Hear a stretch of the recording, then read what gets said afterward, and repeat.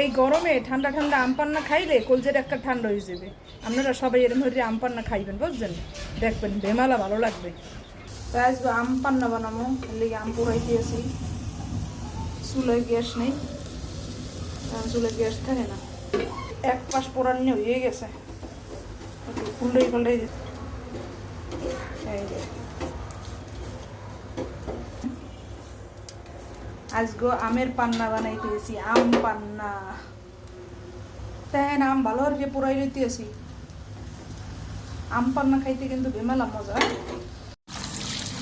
তাই দেখেন পুদিনা পাতা লইছি, আম পান্নার মধ্যে পুদিনা পাতা দিন। পুদিনা পাতা ভালো করে ধুয়ে লইতেছি। আম ভালো করে পোড়াই লইছি। এখন এই চুলার জাল বন্ধ করে দিয়া আম ঠান্ডা হরে আমগুলোর ছিললে লোক, বুঝছেন?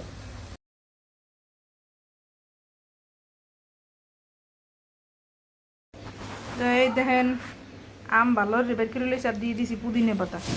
বেশি করে পুদিনা পাতা দিছি, বুঝছেন? পুদিনা পাতার শরবত কিন্তু বেমালা ভালো লাগে। এখন হ্যান্ড ব্লেন্ডারের মধ্যে দিয়ে দিব সামান্য একটু বিট লবণ। অনেকে আবার ঝাল দিয়ে খায়, মোর দ্বারে আবার এই শরবত ঝাল ভালো লাগে না। আপনারা যদি খাইতেছেন কেউ তো মরিচ দিয়ে খাইতে পারেন। তা ব্লেন্ডারের মধ্যে আম ডালছি আর এই যে বিট লবণ এখন দিয়ে দিতে আসি। বেশি করে চিনি দিতে হইবে, নাহলে মিষ্টি না হলে ভালো লাগবে না, একটু টক মিষ্টি।